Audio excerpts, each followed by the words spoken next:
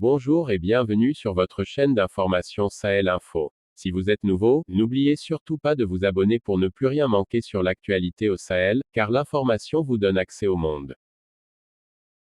Le premier verdict est tombé sur le Burkina Faso ce vendredi 28 janvier, après le coup d'État qui a vu l'arrivée au pouvoir du Mouvement patriotique pour la sauvegarde et la restauration, MPSR, en remplacement d'un président démocratiquement élu. La Communauté économique des États de l'Afrique de l'Ouest, CEDEAO, a, au cours d'une rencontre par visioconférence, suspendu de toutes ses instances le Burkina, pour le Parti démocratique pour le progrès, Parti socialiste, PDPPS, le Burkina doit saisir cette occasion pour enclencher un processus de développement. C'était au cours d'une conférence de presse à Ouagadougou ce vendredi 28 janvier 2022.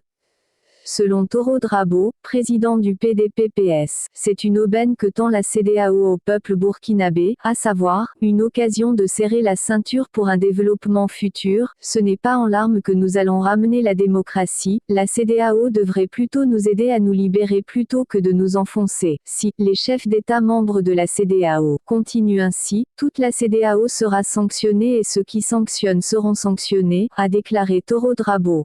Aux nouvelles autorités du pays, à savoir le MPSR, dirigé par Paul-Henri Sandaogo Damiba, le PDPPS a fait des propositions pour un développement durable. Selon ce parti, il nous faut un développement endogène basé sur la volonté de la population, tel que proposé depuis des lustres par le professeur Joseph Kizerbo. Ce développement endogène, pour se réaliser, nécessite forcément le socle endogène, une constitution endogène, émanation de toutes les populations, a-t-il précisé.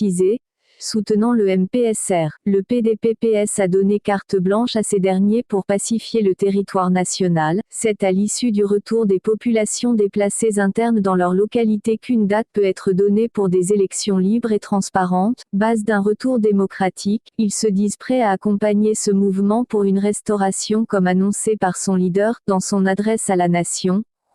En rappel, depuis le lundi 24 janvier, le Burkina Faso est dans un régime d'exception avec la suspension de la constitution du pays. Les militaires sont revenus au pouvoir après avoir fait démissionner Roch-Marc Christian Kaboré en poste depuis 2016. Dans la foulée de cette première sanction, la CEDEAO a annoncé l'arrivée prochaine d'une délégation composée de civils et militaires. C'était tout pour cette tranche d'information. Nous espérons avoir pu au mieux vous informer, alors n'oubliez surtout pas de vous abonner pour ne plus rien manquer sur l'actualité africaine et internationale.